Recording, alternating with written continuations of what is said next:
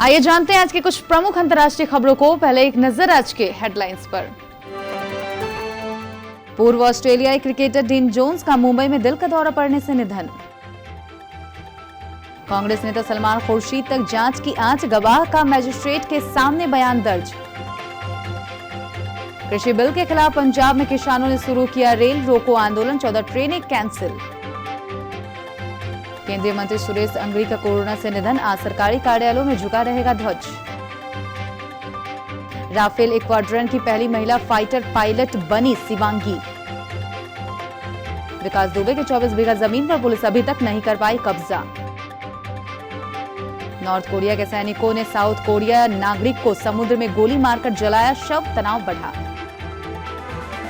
Sensex पिछले 6 दिनों में 3000 अंक टूटा। पति सैम बॉम्बे संग शादी खत्म करना चाहती है पूनम पांडे, बोली उसने मुझे जानवरों की तरफ पीटा। सीएसके के लिए एक और बुरी खबर, अभी एक और मैच मिस करेगा धोनी के ये धुरंधर खिलाड़ी। ऑस्ट्रेलिया के पूर्व क्रिकेटर डीन जोन्स का दिल का दौरा पड़ने से मुंबई में निधन हो गया। उनकी उम्र 59 साल थी। जोन्स ने इंटरनेशनल क्रिकेट में डेब्यू 1984 में किया था।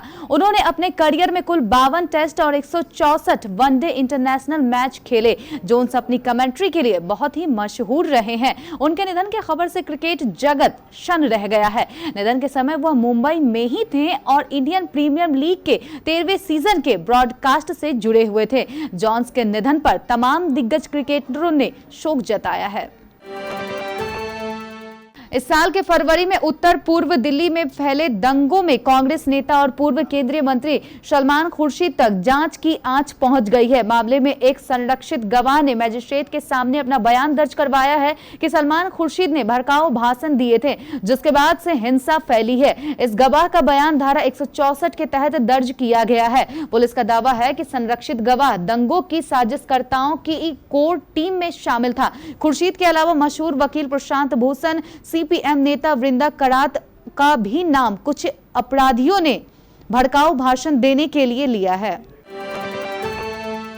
3 अहम कृषि बिल के खिलाफ पंजाब के किसानों ने आंदोलन तेज कर दिया है। आज गुरुवार 24 सितंबर से किसानों ने राज्य में 3 दिनों का रेल रोको आंदोलन शुरू किया है। अमृतसर फिरोजपुर जिले में किसान रेलवे ट्रैक पर धरने पर बैठ गए हैं। दिल्ली की तरफ आने जाने वाली गाड़ियां बाधित हो गई है। किसानों ने 25 सितंबर यानी शुक्रवार को राज्यव्यापी बंद का ऐलान किया है। इस वजह से फिरोजपुर रेल मंडल ने 14 ट्रेनें रद्द कर दी हैं। इसके बाद 1 अक्टूबर से अनिश्चितकाल के लिए किसानों ने बंद का आह्वान भी किया है।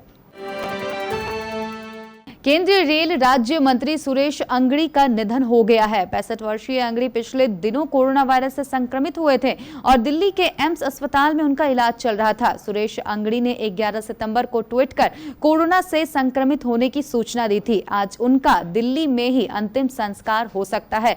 रेल राज्य मंत्री सुरेश अंगड़ी के निधन की वजह से दिल्ली में सरकारी कार्यालयों में राष्ट्रीय ध्वज आधा झुका रहेगा। अंगड़ी के निधन पर प्रधानमंत्री नरेंद्र मोदी, राजनाथ सिंह, गिरिराज सिंह समेत अन्य नेताओं ने दुख जताया है। वहीं उनके आवास पर नेताओं के पहुंचने का सिलसिला भी शुरू हो गया है।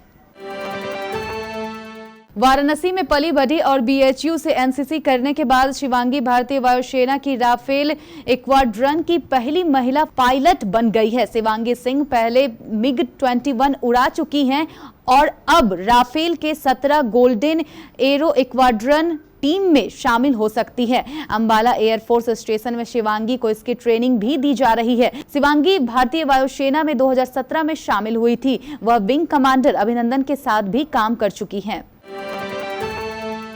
कानपुर के बिल्हौर के कसरवा गांव में विकास दुबे की 24 बीघा जमीन पर पुलिस और प्रशासन की संयुक्त टीम कब्जा नहीं ले सकी। मंगलवार को मिसकम्युनिकेशन होने के कारण तहसीलदार थाने तक गए थे और उन्हें फोर्स उपलब्ध नहीं हो पाई थी।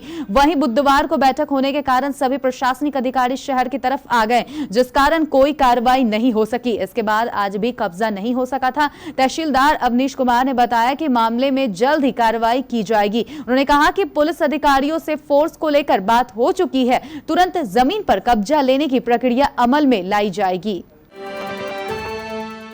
पिछले कुछ वक्त नॉर्थ कोरिया और साउथ कोरिया के बीच तनाव काफी बढ़ गया है। अब ऐसी जानकारी आई है कि नॉर्थ कोरिया के सैनिकों ने साउथ कोरिया के संदिग्ध डिफेक्टर को गोली मार दी है। शोल के एक सैन्य अधिकारी ने गुरुवार को बताया कि उत्तर कोरिया के सैनिकों ने घंटों तक समुद्र के उस शख्स से पूछताछ की, फिर गोली मारकर उसका शव कोरोना वायरस से बचाव के तहत जला दिया।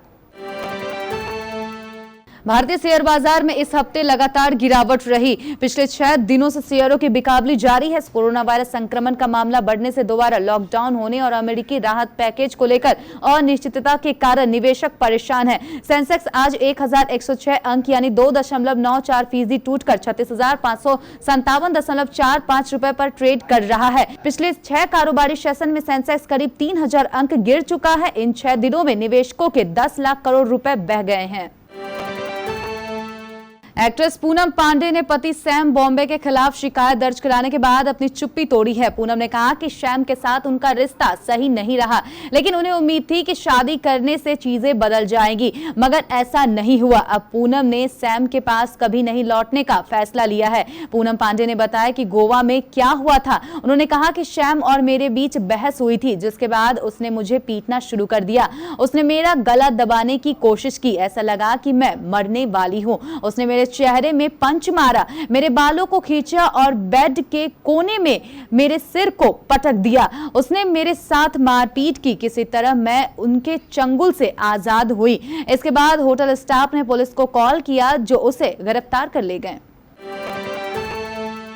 आईपीएल 2020 के लिए दुबई गई चेन्नई सुपर किंग्स को एक के बाद एक कई मुश्किलों का सामना करना पड़ रहा है। एमएस धोनी की कप्तानी वाली चेन्नई की टीम के 13 सदस्य पहले कोरोना पॉजिटिव निकले थे और फिर सुरेश रैना के बाद हरभजन सिंह ने टूर्नामेंट से नाम वापस लेकर सीएसके को तगड़ा झटका दिया था। अब कप्तान एमएस धोनी को एक मैच विनर खिलाड़ी की कमी खल रही है और अगले एक और मैच में खलने वाली है। दरअसल आईपीएल 2020 से पहले मैच में मुंबई इंडियन के खिलाफ जीत दर्ज करने वाले चेन्नई सुपर किंग्स के लिए उस मैच में हीरो अंबाती रायडू रहे थे, जिन्होंने दमदार पारी खेलकर टीम को जीत दिलाई थी। वहीं दूसरे मैच में चेन्नई के लिए रायडू मैदान पर नहीं उतरे थे क्योंकि वे फिट नहीं थे। यही कारण रहा कि टीम को राजस्थान के खिलाफ टीम को 16 रन से हार का सामना करना पड़ा। लेकिन सीएसके के लिए अभी भी मुश्किलें कम नहीं हो सकी हैं। दूसरे मैच में चोट की वजह से टीम से बाहर हुए अंबाती रायडू सीएसके के लिए अगले मैच में भी नहीं खेल पाएंगे। चेन्नई का तीसरा मैच 25 सितंबर को दिल्ली के कैपिटल्स के खिलाफ होगा।